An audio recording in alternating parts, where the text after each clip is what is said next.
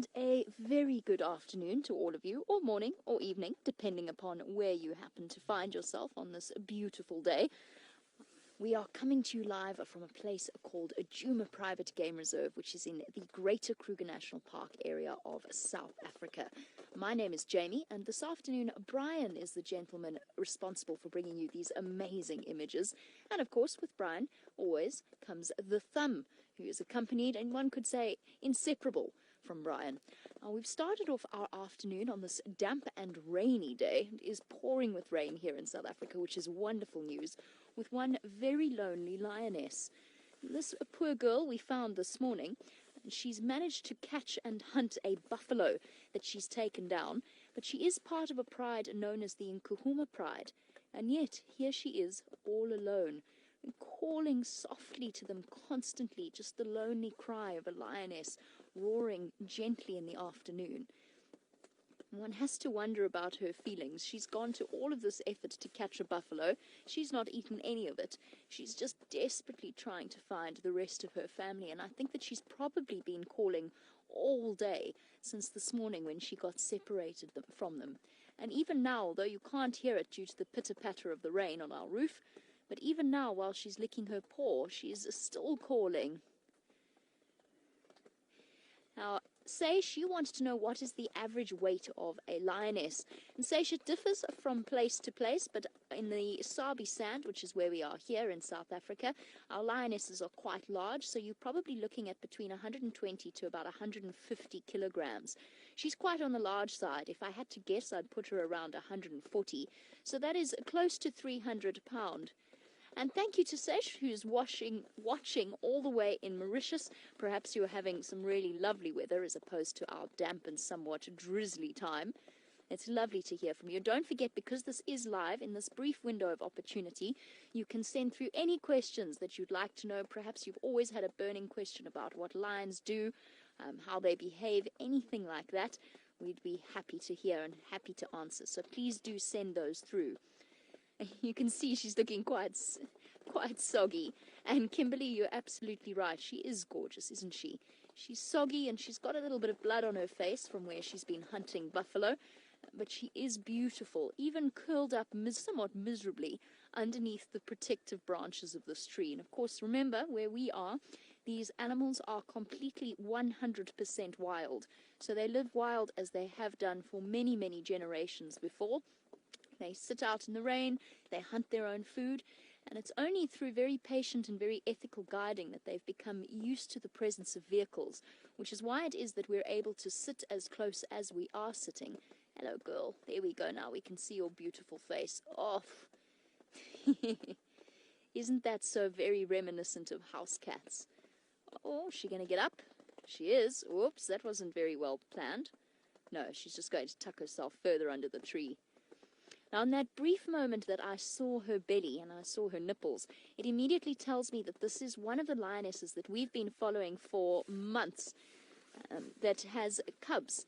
So that's also why she is so frantically calling. Somewhere, presumably with the rest of the pride, is her litter of cubs.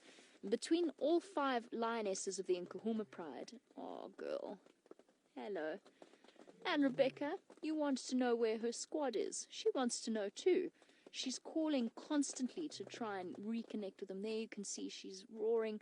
She's basically, ooh. Oh, girl. Where are you?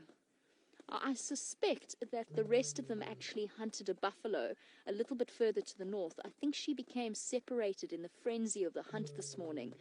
And she's managed to catch them some breakfast, and they don't realize they're with another buffalo that they've caught, and they don't realize that she's here with this one.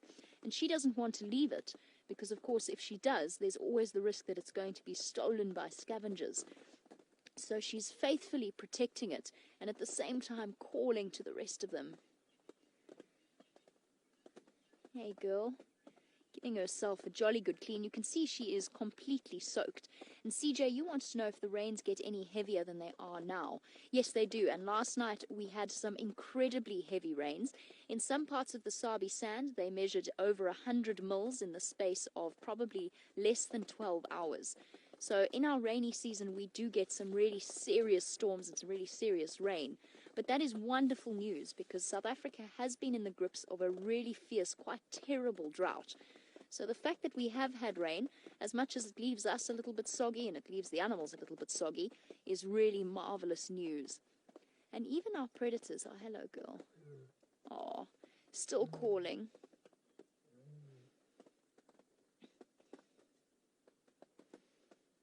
Hello girl. Now Jenny, you want to know whether or not she will find the rest of her pride. How likely is it that she'll make her way home? Exceptionally likely. In fact, so likely that I would be prepared to say it's certain that she will find the rest of them. And she might be separate from them for now, and she probably feels a little bit scared and alone. But this happens often with lionesses, and in fact, in the past year and a half that I've been watching this pride, we've seen them split up and come together once again, more than once. Oh, it's such a beautiful sound, that deep, bassy roar.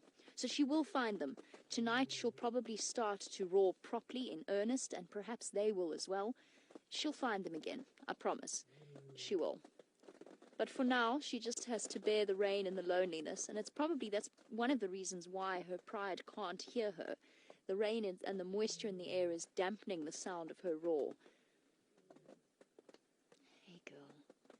One of our youngest lionesses of the Nkuhuma pride.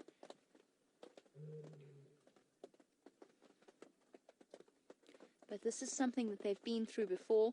They've survived, and they've once again proved just how powerful the bonds are between these lionesses.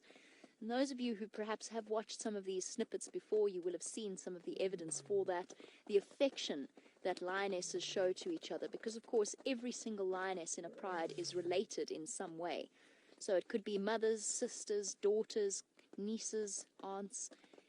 Either way, they are connected by blood and by genetics, and that makes for one very, very tight bond. And it's such an incredibly tight bond that as a lioness, if she has cubs and if her sister has cubs, she will suckle the cubs of another female.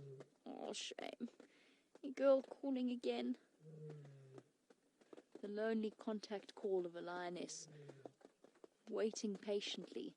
And as social cats, that is the life that they know and love. They're not solitary by nature, particularly lionesses.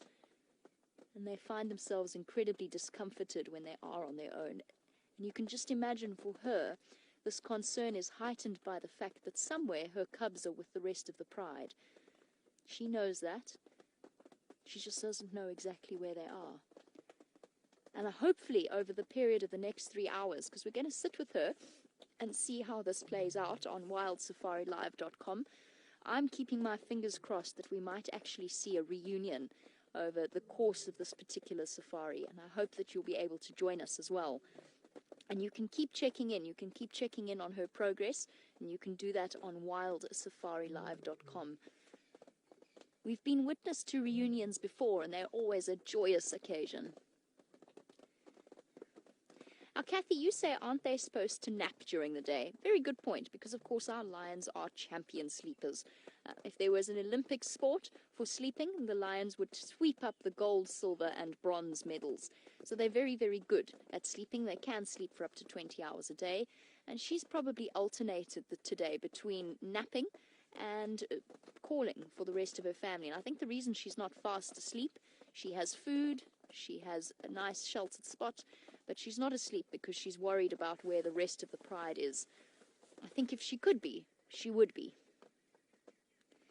But often when we see our lovely Nkuhumas on a day like today, they are fast asleep. But the nice thing about rainy weather is that it is far better for big cat viewing.